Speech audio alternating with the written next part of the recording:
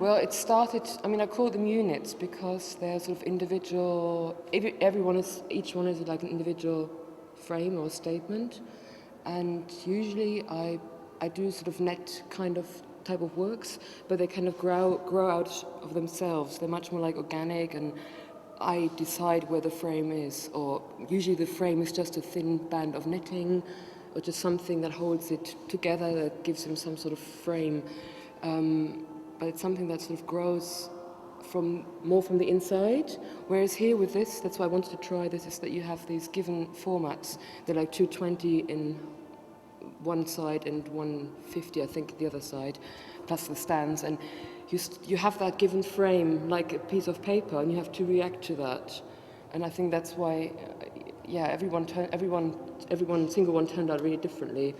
And it's much more like a collage, because, like when you have a piece of paper, you have something you have to react to, rather than starting with the things that you have in your hands. So it's a very different procedure.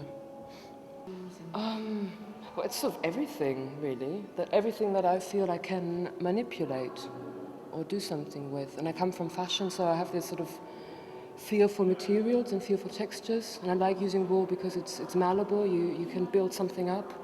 And generally, I rather do that than actually using stone that you cut into.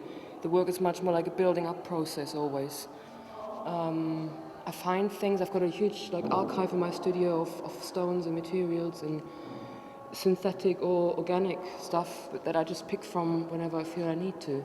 For instance, here the red, one side is just the fabric itself, the other side is dipped in wax, and I felt that it needed that sort of harshness. It needed something that has its own body, whereas the other fabric is very, very thin. It's organza. It just flops. It just hangs.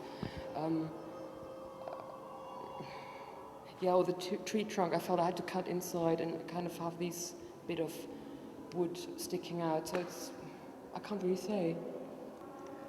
Okay. Intuitive, but also sometimes I do works where I feel that certain materials have to go together, like there the stone and the concrete. The tension also between things.